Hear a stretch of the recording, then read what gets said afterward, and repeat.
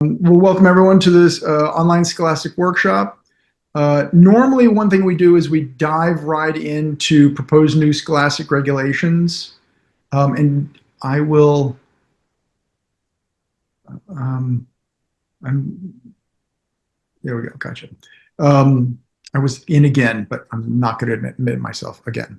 So normally we go dive right into the scholastic regulations. But tonight, I think we should spend a decent amount of time talking about the structure of the Scholastic Nationals. The reason being, the executive board is thinking about entertaining the idea of potentially reconfiguring some of the way Scholastic Nationals are run. So again, nothing has been proposed necessarily, and certainly nothing's been voted on. So let's just review the numbers. I'm going to get my screen. I think I have sharing privileges here. I should.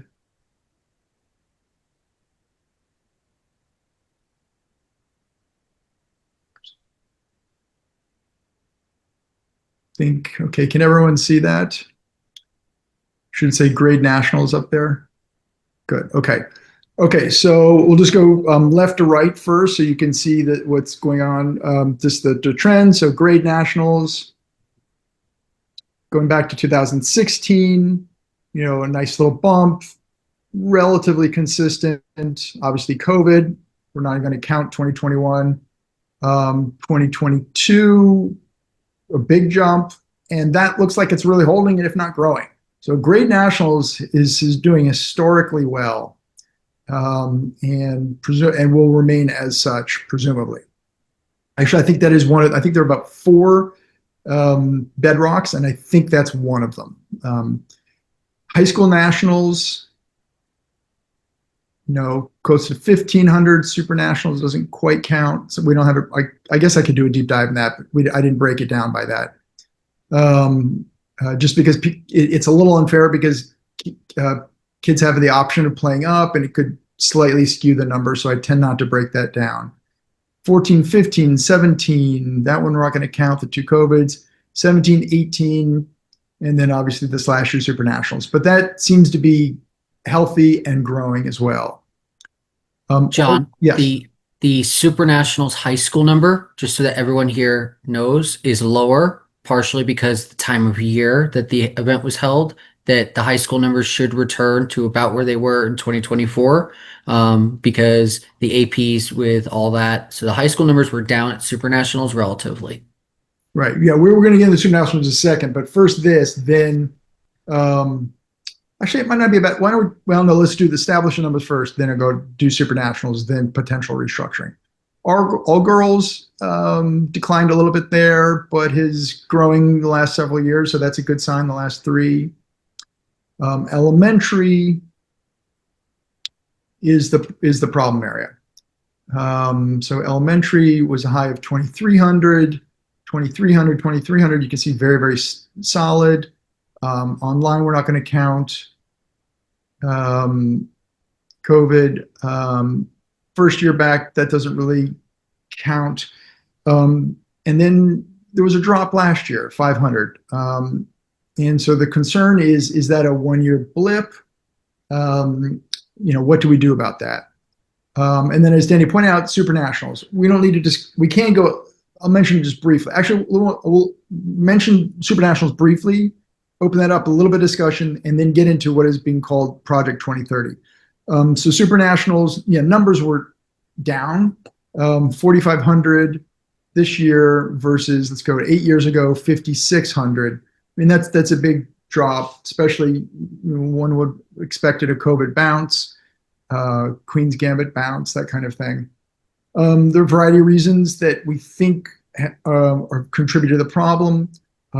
It's hard to tell what exactly is, probably a variety of them, a combination of them, with perhaps no dominant reason. But it's AP weekend that hurt high school players.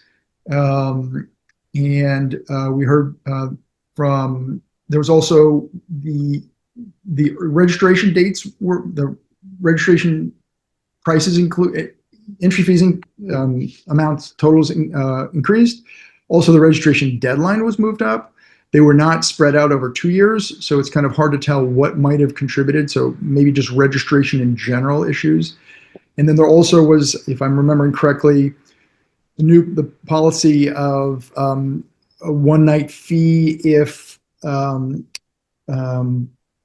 rooms were canceled after, I think it was around February 10th, somewhere in there. So John, what that was that there was a new hotel policy for supernationals because of the late cancellations, because what's happening is there are hotel rooms being booked, not being used by US Chess or by the people who attend, and then the hotels are double backing. And Boyd did put out a statement as to what the policy has been and why the changes need to be made. I think there was some misconception from the community as to what that was. And so maybe there were some families who balked at the whole precipice of it. We also need to do a better job of letting the committee know and getting everybody involved from the scholastic community on why we have to change some things that we're doing in order to continue to host the large events that we all enjoy and we all love being. Because if you attended Super Nationals, it was a wonderful event. And full credit goes to the office at the tournament for everything that they did because it was something remarkable, right? But I think we all need to take a step back, and it is partially still because of COVID that there were some pockets of scholastic chess that have not come back in the same way, right? They're not also people don't travel as much anymore. The costs of going to an event are larger. So evaluating all of this is part of, as what John has mentioned, the Project 2030, which is a redesign, so to speak. But Danny, let's also hold off on evaluate. 2030 for now. So Yeah. first, let's stick with Super Nationals. Does anyone want to make any comments about Super Nationals? Obviously, it is up in the air about whether it will continue to exist. Not 4 years from now, it's definitely committed there, but in 8. Mike? Yeah, so I just added up all the numbers for K6 down through K1, and that's almost 2,500. So, because so I mean, it's not. So the elementary section, was roughly 2,479 is what the total was that I had when I added them all up. So what Boyd has said to us was that Columbus for the elementary was not going to be a feasible option because what didn't work as well as Baltimore, or and part of this was the idea that you would build the events by where people would come. And so that I think is also part of it, right? And so we have to be ready to get the local communities involved. I think Orlando is very successful for all of the K6 and under, right? And that's proven by the grade nationals too. So, I think the grade nationals are in a good place. It's how we reorganize the spring nationals to make them successful or not. And part of that is the high school event being early enough in the calendar that what you do with the middle school and also Danny, we're going to push pause. We're not doing that now. Oh, okay. So let's stick with Super Nationals for now. One, does anyone want to weigh in on thoughts about why this numbers? There was another issue, which is Elizabeth Tejada said that she thought she could have brought, I think, between 500 to 700 extra players, but many of her families are undocumented and they were fearful of ICE raids and deportation threats. So that if that's a legitimate statement, and we have no reason to think it's not, that alone accounts for a large drop. And then the concern is, are these factors beyond our control? And they would not happen under normal circumstances, and therefore we shouldn't make necessary changes based on those numbers. But for now, let's just stick with Super Nationals. Does anyone want to weigh in on that?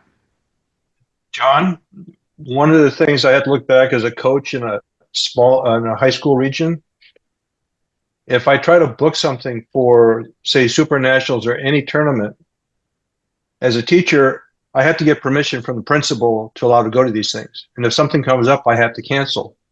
Or if they doesn't let me, I have to register at a later date. So it's cost not effective for $350 a player if I don't get notified by my principal that I can't do it 2 weeks before.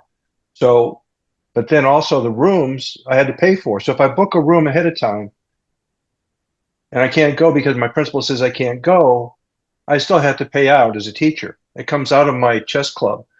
It affects the smaller groups of people in that area. And we have to look at that. If we have to look at the individuals, we have large groups of groups coming in, but what we're losing is the small groups of small high schools, small middle schools, small elementaries that the coaches are just starting up. They want to bring their kids. But if they can't get off or can't get leave because they only get 2 days of vacation, the principal has to let them go. And sometimes it's hard to work with. So we have to account for those times. So if I book ahead of time at $100 a piece and cheap room, and my principal says I can't go, I have to pay for the room. And if he doesn't let me know a month before, I'm paying $100 more per player.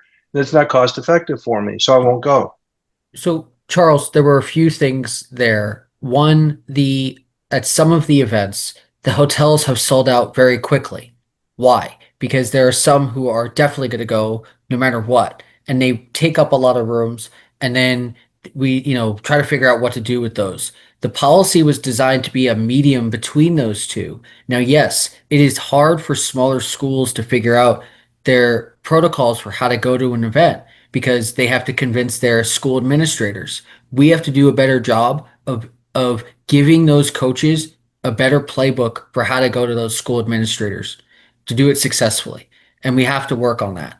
That is how to attend nationals, how to advise chess coaches as to what to do, right? How to build more local area communities, how to use the state affiliates to also give more information, both to attend their state championship and to attend further. It is not going to be easy. We also have a lot of new coaches to the community, and some of the coaches who were around before 2020 are not with us anymore, doing other things. When you lose chess for 2 years, this is what happens.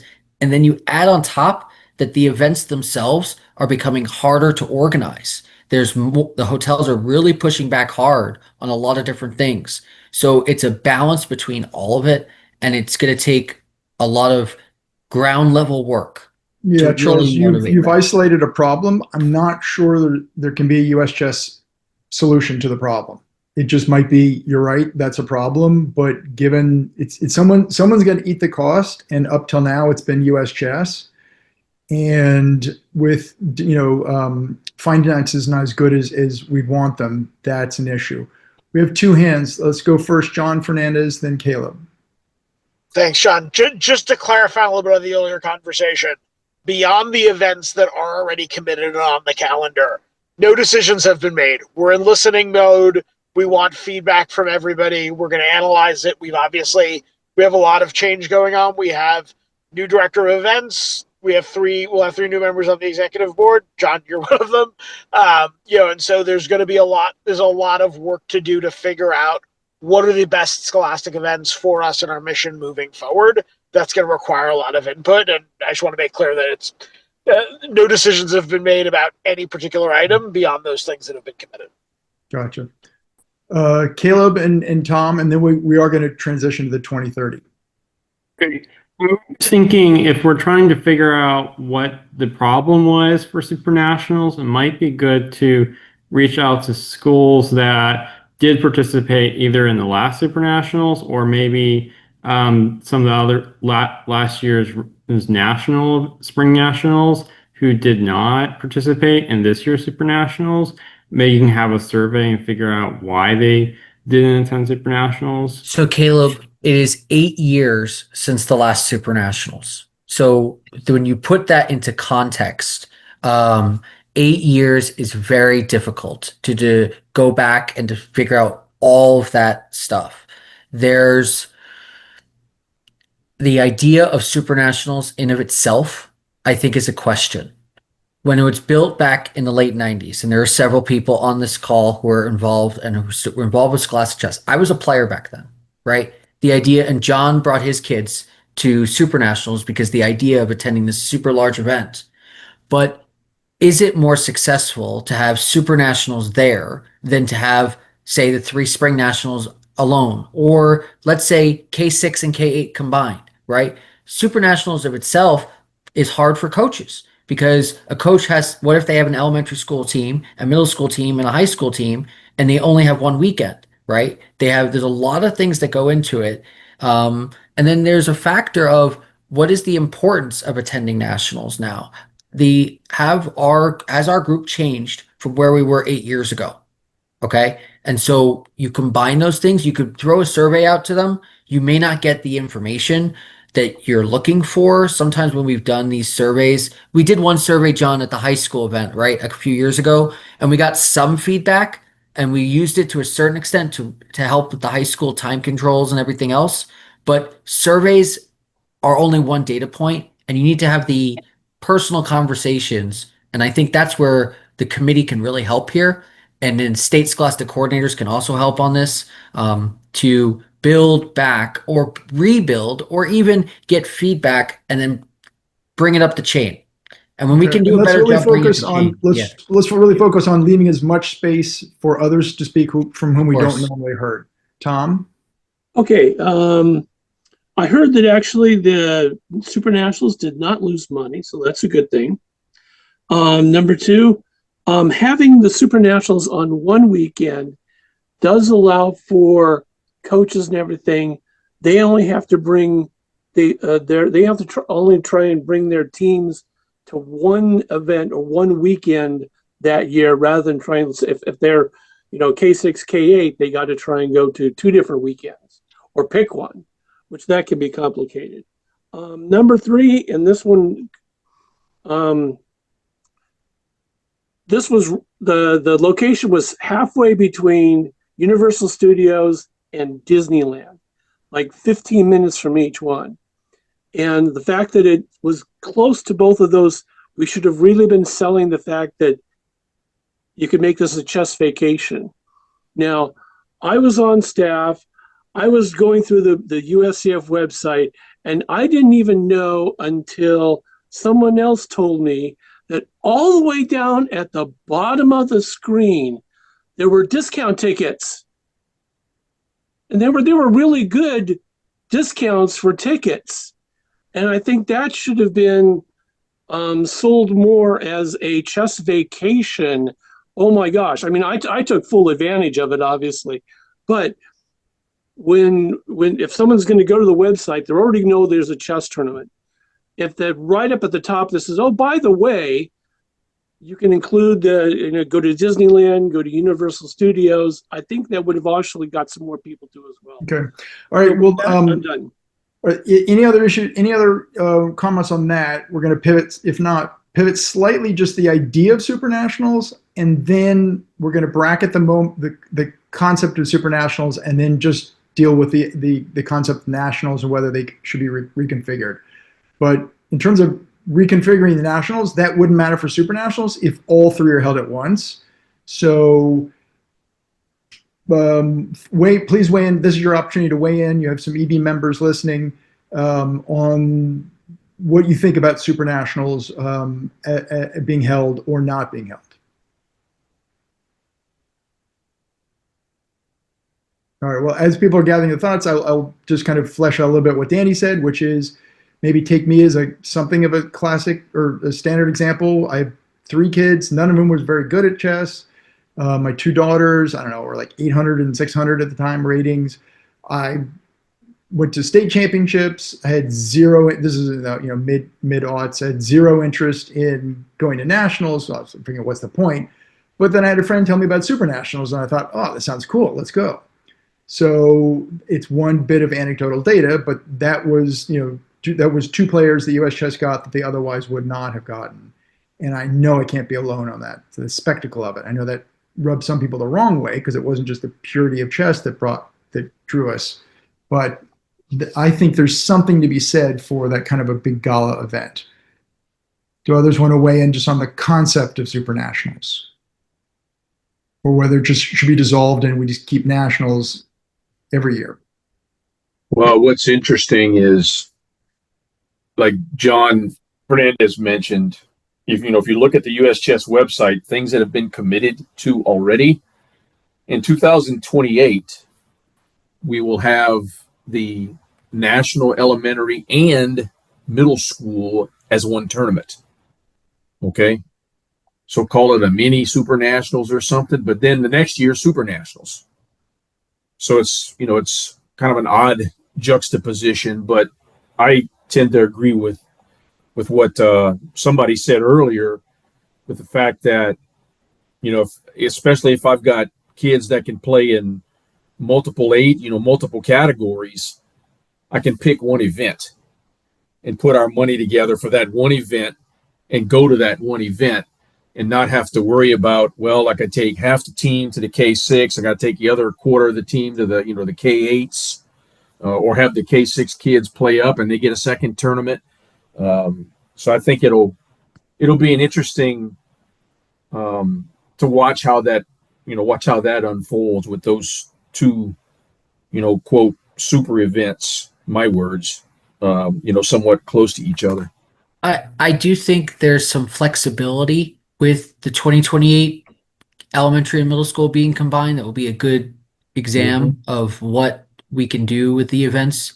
In the past, we've always done, we have to have 3 separate events and 1 super nationals. Maybe the flexibility is a good thing.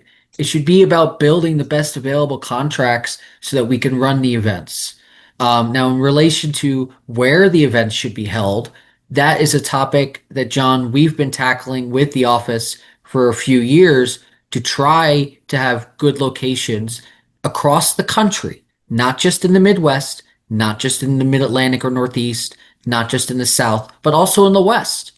And so sometimes there will be one event that works one year that doesn't work for the next for a particular group, but we have to make sure that we're really trying to look at everywhere. And so, having events in Nashville was good, right? Because, yeah, sure, a lot of people could potentially drive to it. But Nashville had its own concerns with flying, limited flights, hotel costs, and everything else. So you want to build the flexibility for the combination of things. And from year to year, that could change. And we have to be ready for that. It can't be perfect. All right. If Scholastic Nationals are reconfigured, what we're hearing is, there are 2 options: high school and middle school being combined, or middle school and elementary school being combined. And just want to open the floor to thoughts on that. So the idea being, if there's going to be some change, so it's not a question of whether you're going to, well, actually, maybe we start with this. So backtrack. Who would be vehemently against the idea of considering any of those changes? To say, it is what it is, keep elementary as it is. Perhaps, we're not going to talk about this now, but perhaps down the road that might become a K-5 tournament, not a K-6 tournament. But let's bracket that for the moment, because that we don't know that for sure. So who would be vehemently against changing, in any way, aggregating elementary and middle, or middle school and high school? John, one of the things that it's a great idea, but going back 2, maybe 3 years ago to the grade in Orlando, when we can only hold a limited number of players, and we were limited to 2,200 in the main playing room, and we had to cut off. So what you're looking at when you start combining the middle school and elementary, you're going to get a good number of people, but now you're going to have to enlarge the site. So you have a larger playing area to cover all those players. And then if you have the kindergarten, you have to have the extra section room. So you're going to have... Yeah, you raise a good point, Charles. Let's just assume that events would game this out. Yeah, we did that that was already done for the elementary and middle school being combined. Was that we looked first at, was there additional space available, and could we book it? Yeah, I think the capacity question, Charles, is something that in the past there were events that didn't post correctly what the capacity would be, and then all of a sudden it got posted late on and it caused some conflict. I do think that if you're combining the events, you have the ability, where possible, knowing your projection and your numbers, to do as best as possible, right? And it's possible for sure, Charles, that you could be in a place where 4,000 kids in a space for 3,500 show up for that, right? But you do the best you can, and you've got to get the contracts on the board. So where does that sit? Actually, Brian's just noting I might have not included middle school. My bad. So let me just do that right quick. I think I'm still sharing the screen. Middle school, yeah, middle school is there. So 11, so closer to 12, 12, 13. Let's not count the post-COVID year, 13, 12. Yeah, I think Mike's got a point. I think what I'll do in the future is I will break this down, Super Nationals numbers. I'll include both numbers, even though there'll be some discrepancy. Yeah, I did just the elementary simply because the elementary kids, nobody can play down into those sections. Right. You know, so the only reason kids would play up out of the elementaries is if they trying to form a team in like K8. And it's still useful data, so I don't know why it's not pure data, but that was stupid of me not to. So John brought up the K5, K6. Just food of thought in your local area. If you could give us feedback as to where sixth grade particularly sits in schools, that would be highly beneficial to the project. Yeah, I had done about 2 or 3 months ago, Danny. I did a search of all the state departments of education, and most of that data hadn't been updated in 2 or 3 years. Right. Not sixth graders in numbers of students, but sixth grade as to whether they offerings of what's the school structure, K5, school structure. K6. That's what we're looking for. And Beatrice Marinello came up with one of our calls that it's in like the 65% range that across the country, which is K5 and 6 through 8, which leaves 30% in the 6 through 8. This is different than when we did the middle school restructuring, where we eliminated ninth graders because it landed in the 90% range. So just, if there is a large subset of K6 schools, we need to know about it. Danny, in St. Lucie County, we have 3 K8 schools, first grade through 8th grade, all in one. I'm not concerned about K8 because K8 always has the options to play in different sections. The one that you need to be concerned about is sixth graders who attend a K6 school that can't compete with their teammates because a tournament might be moved to K5. That's the concern, not the K8 school that has the option of playing in both. John, can I mention something? Please. You're looking at a retired middle school teacher who has seen the change. And so I think when Danny focuses on this, we need to take a serious hard look at where the districts and states are with regard to the structure. There are schools that are very disappointed with us because they can only take their grade 6, 7, 8, and maybe it's a 6, 9 school or a 7, whatever. The grades are defeating us from easily being able to do what we want to do.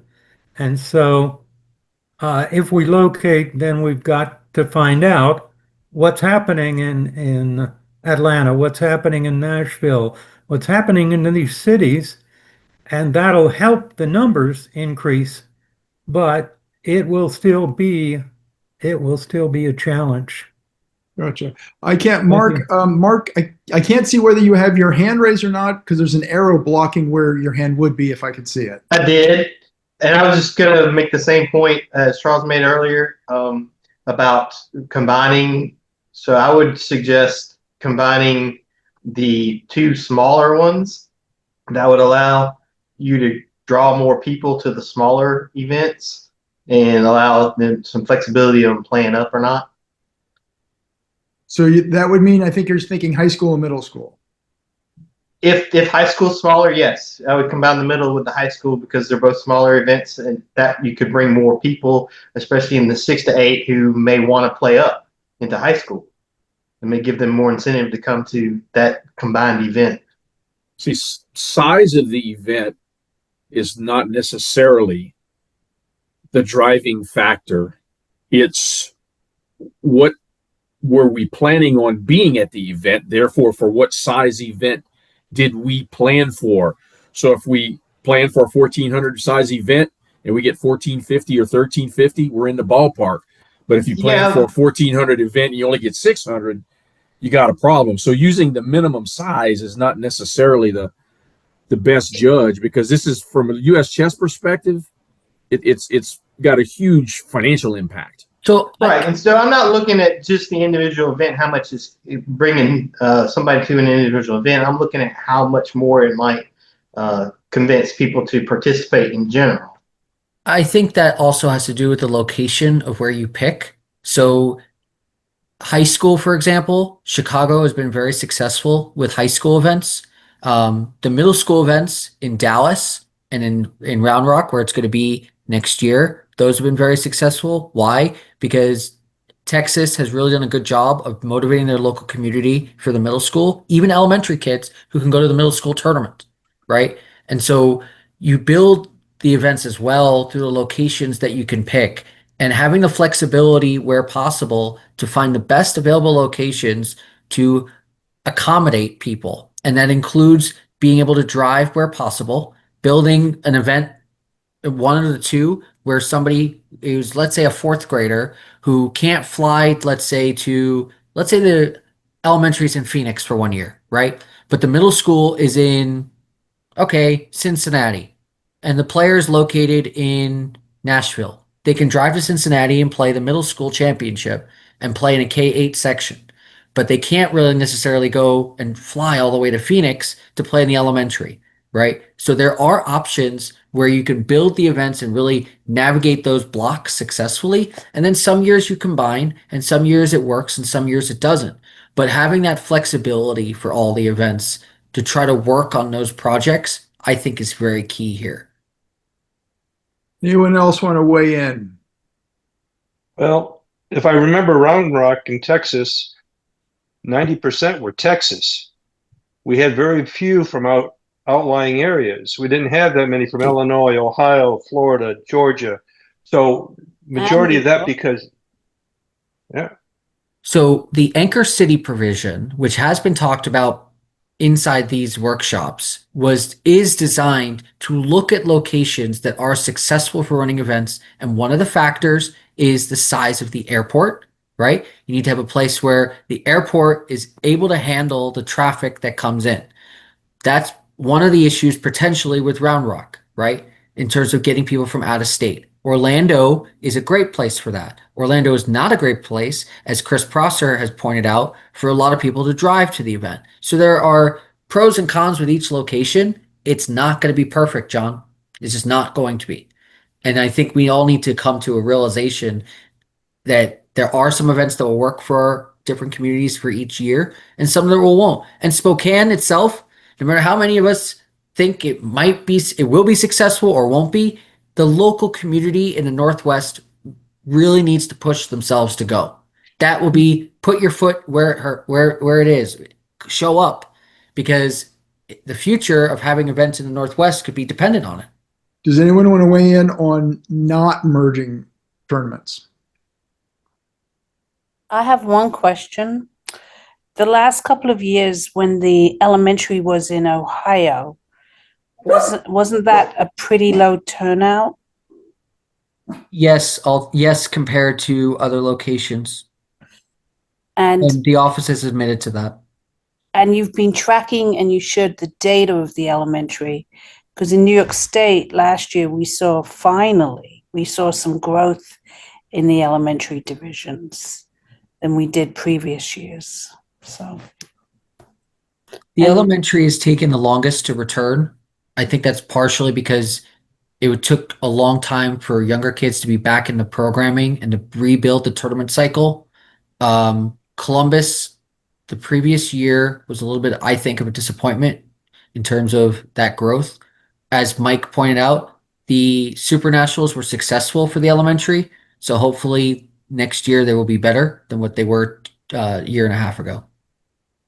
Okay, let's transition to new regulations. I'm not going to share my screen only because there's an expectation of privacy in some of those meetings and identify people by names and that kind of thing.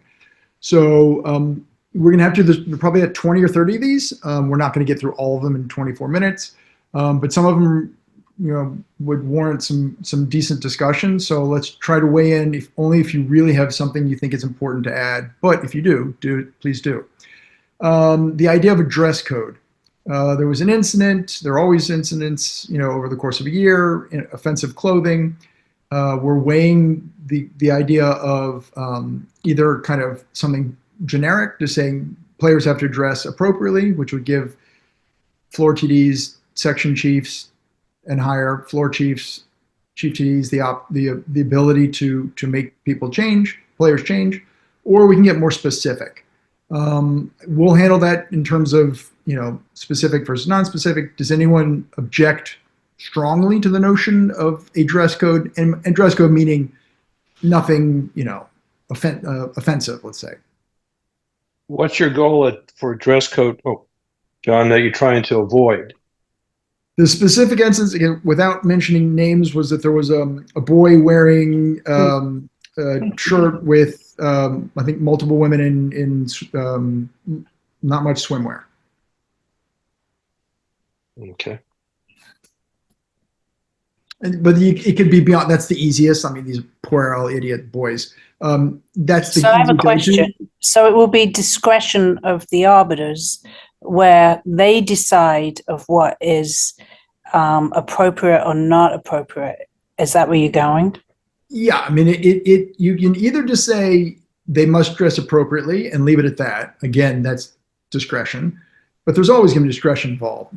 Would you ban someone from wearing a form-fitting bathing suit? I have no idea. But the idea being that a TD should be able, whether a TD has the ability to say, there is this regulation that warrants me to have you go change, and then we're not going to get into it now whether it's mid-game or not. That unlikely, but certainly by the next round, by the next game, or perhaps if it's offensive enough, perhaps a moment. But giving TDs just a little more of that, something they can point to and say, here it says I can get involved, and I'm choosing to get involved. Of course, there's always subjectivity, but there's subjectivity with every rule. Would that be a decision that would be appealable? Let's say the floor TD says it isn't. Can the parent then? Yeah, I think everything's always appealable. Okay. Okay. Yeah. I think that would ultimately go to the chief TD and/or the TRG for review if necessary. Yeah. Not the TRG. Probably just the chief TD. I mean, ultimately, it's not going to require suits. This is not you must wear team wear. This is basically just, get the offensive stuff out of there. Gotcha. Right. Well, I can give you an example. This year at the World Open, we had some females that probably violated FIDE rules in what they were wearing. So It could go both ways, sure. there are FIDE rules, John and Dan, that cover this, and those players probably shouldn't have been allowed to play on those rounds, or at least asked to not be how they were dressed. So there you go. Okay. All right. Well, I'm not hearing a whole lot of people complaining, so let's move on. We'll iron out the details. One issue was this did not receive support, but I'll just mention it. The idea of whether there's the new forfeit rule in round one for all rounds is 30 minutes. We briefly entertained the idea of in round one extending that to 60 minutes. That did not receive much support. But I'll open the floor. Does anyone want to weigh in with a strong belief one way or the other? It's not changing. So it's definitely staying at 30. That's a change from 60. The question is only in round one, should we relax that to 60 minutes? I think it should be consistent. No, I think you should definitely extend it in round one, only because people are traveling. And I'm someone who opposes the 30 minutes period because of multiple families.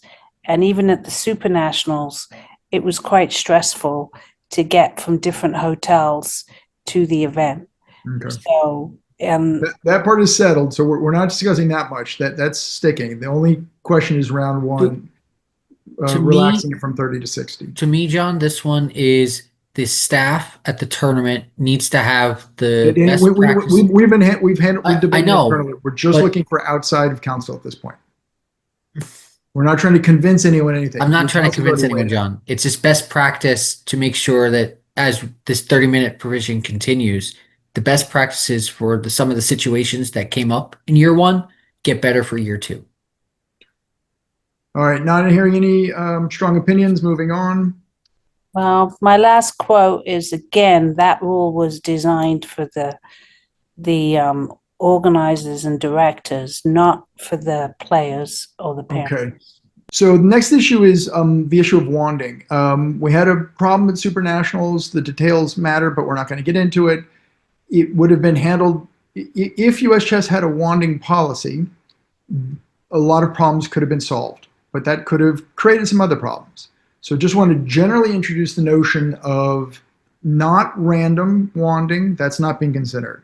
Not arbitrary wanding, not unanimous, mandatory. It's not everyone's going to be wanded, not random wanding. It's if there's a fair play violation or concern, let's say, rather than say having a TD follow or monitor a player in the bathroom, which seems to be the worst possible situation. The idea might be that's specific to the bathroom, but just in general, should a player be wanded? Should US Chess have the right to wand a player? A player could decline to be wanded, but then that would result in immediate expulsion from the tournament. So it's not as if the player would have to be subjected to wanding. But if the player wants to play, then obviously the player would have to. So just leaving it at that with some bare bones details. Any strong thoughts? And there was a lot of back and forth on this, on the wanding. John, I think wanding would be good, but the problem is you're minors, and that opens up doors to other things. So I think probably we have to leave that up to legal because of the minors. I think that the basic idea would be a minimum of 2 TDs would be present, and in the case of any female player, one of the 2 TDs would have to be female as well. Yeah, It doesn't 100% solve the often problem. People make comparisons to, oh, well, when you go through the checkpoints at TSA, that there's no problem with the minors. That's because the parents are right there. That's the difference. As opposed to when you're in the tournament hall and somebody suspects the third grader of having done something, and you start wanting the third grader and there's no parents there, the kid gets all flustered. I agree. It causes more problems than it's worth getting into. Especially with the younger the kid, the more likely there is they're going to be a big problem. So likening it to TSA is not a good analogy. There are open and yes, scholastic tournaments are very different. The expectations for nationals are up there. The open tournaments at the highest levels with the higher rate of players, they're sort of used to the idea of entering into a bathroom, let's say, and being wanded right outside the room, right? Like if you go to Chicago Open, that's what's happening. So it's dependent on the combination of all of those factors. The problem is nationals is a closed playing hall. So it's not really as open, let's say, as, okay, you walk out of the room and you see it and everyone sees what's actually going on. So, yeah, it's not many incidents, Gary, but one fair play incident is really, really, really bad. So, to me, this is what is the open tournament circuit doing in combination with what we should be doing as a scholastic community? Well, one thing that should be happening is, such as in the top board areas where it's very open, you do start wanding. We have many TDs present, and you can do it as the round starts. Also, I think the idea is there would be no physical touching. There would be no patting down. You don't have to. The wand stays, the Garrett no wand, contact. the Garrett wand you do not need to touch at all. So you do not need to touch the individual at all. And no tournament director should ever be alone with a child. There should always be the 3-person rule if you are wanding. Anyone else want to weigh in? Okay. That received less debate than I thought it would. All right. So the issue Just one thing I did just Sure. think of, if we do want to do something like that, maybe it'd be good just to test it out and say the high school champion section or something like that, rather than applying it to everyone immediately. That's a Perhaps. thought. That was considered to have it just in championship at middle and high school, for example, just to start as a possibility if it does happen. And I think it's up to the office to discuss these things at this point. Yeah, and in my notes, I have that the one of the TDs noted that the problem resulted from, I think, an under 17 or under 1900 It players. was the high school under 19, yeah. So it wasn't the championship. And then there was, huge rumor mill, maybe 100 players talking about it. So it had some problems. It seems like the younger kids, I'm sorry, I didn't mean to interrupt, but it seems like the younger kids would be less apt to be able to cheat effectively, and they would also be the ones most affected, maybe nervousness or traumatized or whatever with having, being confronted. So you definitely, I think, if something we're looking at trying to implement, to start at the high school level. Well, The other point is that I get concerned that somebody's going to be slick and try to figure out how to weaponize this. Oh, well, I'm losing my game. I'm going to accuse my opponent that he's got a cell phone. That way I know he's going to get wanded. It's going to throw him off, So I get real concerned about somebody trying to weaponize it. I hear you, Mike. One pushback would be the kid, you could also you can weaponize it, and then the kid can't prove that he is innocent. I mean, essentially, if you pass a wanding test, you can have a false claim, just like you deny a rules claim. When somebody, a TD, denies a touch move, you can if the claim is found to be invalid, it could penalize the kid who made the claim. Right. well, with that, you have to, weaponize it, but you also stop the weaponizing that if someone is falsely accusing, there will be a punishment on the other end. Most documentation in middle school and high school, it's very rare that an elementary child cheats with a device, but it is quite common for middle school, 6th grade and up, to start between 6th grade and 12th grade to actually cheat with a device. Okay. Next issue is this is also there's more cohesion on this one. The possibility of permitting at the door entries. The idea would be the badging is going to be coming soon. So would US Chess have enough time? Would staff have enough time to create badges for late entrants? Would they be? We want to. You can disincentivize it by either increasing registration even further, some say 350 to 400, or you could say that US Chess has the right to issue one, if not two, 0-point buys. So there are things US Chess can do to protect itself so that the rounds definitely need to start on time. A round would not be held up for a late entry, and we can work in the flexibility of that. One person noted that it's a bad look. So if some people can afford it and others can't, that's very much true. But we've heard of, I think at Super Nationals, between 20 and 30, I think was the number. So let's just call it 25. Approximately 25 players arrived, were at least interested in paying the latest entry fee, but were not able to play at all. That also is not a good look. So there's the equity issue, but then there's the, gee, I flew here and my dad or my coach forgot to register me, and now I can't play at all, or I have to play in a side event kind of thing. Any thoughts on that issue? I do. This is Kim. I feel we need to allow late entries on site. And I just don't think we'll have that many, but the few that we do get, it would go a long ways. Because it was difficult having to turn away some people. Kim, I'd be interested to hear your thoughts on what defines late. On site. In other words, how long before the start of the rounds do we allow the entries to come in? I would go 2-hour cutoff.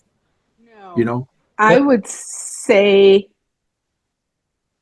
Thursday by chess control closing. yeah, that's what I was thinking. Or if you did have one on Friday, it's just automatic buy. They are not going to be paired. Exactly. They come into the tournament without, they can't play round one on Friday. I totally agree with that. That way, if it's a coach's mistake, fine. You flew out here, you got a hotel, we'll still let you play. If you didn't figure it out by the time the round one starts, or your coach didn't figure it out, okay, that's your problem. We're still going to get you in. We'll still get you a badge for giving out badges, but we can't get you in for round number one. Right. I agree. I agree with you, Tom, because one of the things we do, and Kim does it, is on the blitzes. If someone registers late for the blitz, they give them a bye for the first round, and we enter them on site. So the original on this was the office asked the council to move it to Monday. There was some pushback to make it on Thursday, and then for Super Nationals, given the large size, it was pushed to Wednesday. The problem was, in these cases, was somebody flying to the event without realizing they hadn't entered, or a coach forgot to enter one player out of 20, or there's a couple of different situations, or a player got sick and didn't know what to do if they want to withdraw or not. All of these things come in to an extent that if you really do it by Thursday evening, the majority of those will be solved because most are flying in by that point. There might be the occasional person coming in Friday morning, but at some point, they have to be told round one bye. Exactly. And that can just be the registration desk. Kim can make that decision and say, sorry, we can't get you in time. Can I make a point of information? All right, I've been going to nationals since 1992. You used to take late entries. In the last couple of years, you've raised the fees. You've made it really, really difficult. You keep fooling around with when they can. You keep changing things, and you do not give coaches enough notice of what you're doing, or players or parents. But we used to be able to register on site, and now no problem if it has to be a big fee. But you used to be able to do that. Suddenly we've gone backwards where we can't do anything anymore. So I don't understand why we're going backwards all the time. And when you do make all these changes, you need notice. You need to email your coaches, your schools. Yes, you put it on your website, but you need to do a better job in communicating to them directly what you're doing when you do these changes, especially this one. Because when you raise the fees, you give them a few months, especially when you did the hotel thing for the Super Nationals, that they had to register everything by February. You really didn't communicate that very well at all. And that might have cost you some entries. But this one, you can fix it. You can make it Thursday. But at some point, you've got to stay a little bit more consistent in what you're doing. You keep changing. Mike, I'd like to support what Sophia has said, but I'm going to take it further. I think there should be late registration at any time before round 5. That means that if a person, for whatever reason, and we're not here to judge them, we are here to support them as much as we can. Right now, we are dealing with round 1, or yes, they've got to be there or whatever. Why not accept a youngster who comes in round 3 and says, hey, my grandmother passed away. I had to deal with that. I still want to play in this tournament. Why aren't we open? I think that's the point that we need to take a look at, that anybody can show up at any time. And yes, we will accept them, and whatever fee you want to charge $500, but whatever fee or whatever desire the organizers have to be able to do this, I think Sophia's right on target, and we need to also stretch it out and take a look at it for not just a round, but as much as the first 3 rounds or whatever. Thank you. Mike? So just a real quick story. As chair of the National State Invitationals Committee, my phone number's on those websites. And on the Wednesday afternoon prior to Super Nationals, or the week of Super Nationals, I received a call from a father in New York wanting to know why he could not register his son for the event. I wasn't even in Orlando, so I really honestly could not help him other than to refer him to the chess control number. But he was willing. His son decided late that he wanted to play in the tournament, to be with his schoolmates, his teammates, and he was willing to fly down there and pay the late entry fee if he was allowed, but obviously he was not allowed. So, Okay. A number of issues that we come across is, and some of it goes on the coaches. A player gets there, they thought the coach registered them, and then they found out, oh, no, the coach didn't register them, and they were with the team. And I know that goes back onto the coach for not checking the registrations, but that's a pretty common problem we have. Yeah. And situations like that, it's brutal to tell them they can't play. Okay, moving on. Just mentioned we're discussed the idea of resuscitating team pairings. Pete pointed out that more than 90% aren't picked up. Perhaps it could be coded with the new registration system. Result slips. What about this one? Seems a no-brainer, but adding a $10 to $20 processing fee. I think many of us think US Chess has far too generous of a refund policy of 100%. It does involve some labor. It is a pain in the neck. And maybe that could help keep early entry fees lower in the future if just there were a little processing fee added. Say that again, Sean. Sorry, I was reading the chats. A refund fee being nothing in the past and changing that to what most directors are doing, most organizers, which is a $15 fee or $20 fee, whatever US Chess decides. Okay. Or they can have a credit. Can they have a Or credit? Yeah, sure. that's a pain in the neck to monitor. No, Yes, no credit for but US Chess. My experience. No, yeah, I understand, but again, it's customer service. All right, I'm Okay. just stating it. Good organizations can do that. Sophia, we're hereby putting you in charge of handling all of that. I do that in my tournaments, John, and we Nope. do it at the state. So for all of We do it US in New Chess York, now. John. So All right, we're canceling sanitation spray is being canceled. So just any of those who, if you were really hoping for more sanitation spray, sorry to put that to rest, but that's dying.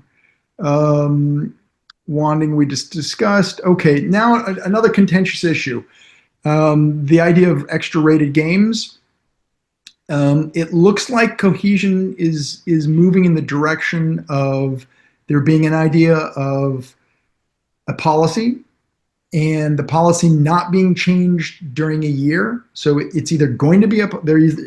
Certain policy is going to either exist for all the Scholastic Nationals or none on a year-by-year basis. The idea being then whether there could be extra rated games. Extra rated meaning, one kid, odd number of players in one section playing in the odd player left out in the other section. That has not gained a lot of steam. I think the idea is that there would be more intersectional games, so not necessarily kind of extra rated, but more or with at least within a section rather than outside a section. The pushback we're getting is that, and so for local organizers, maybe you kind of look at that and go, well, it's not that hard. But I've never run backroom for US Chess. We are hearing it is an enormous problem. Now we've heard from some backroom TDs that it's not the worst thing in the world. But there's certainly not anywhere near, say, even 2/3 or 3/4 of a sense that it's worth doing. So we might start with an incremental approach, which would be that, and as opposed to just banning them altogether, that was something else possible. It's just banning, none of that whatsoever. So it looks like Cohesion is, some consensus is emerging where players could play within a section, no floor pairings, paired only by the back room.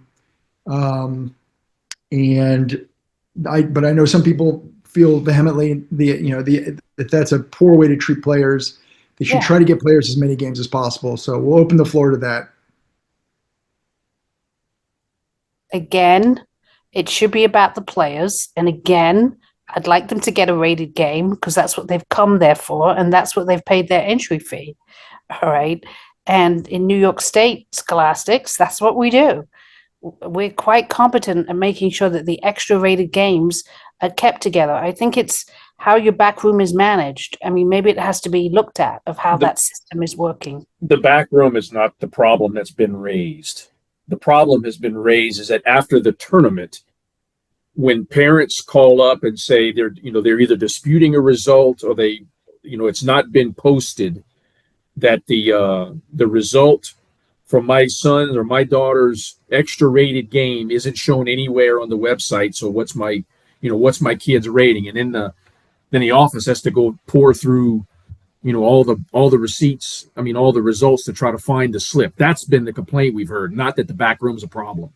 And put a point on that. The quote from Jeff Whewell, who's the chief TD of Super Nationals, who was, I think, quoting Boyd Reed, the former director of events.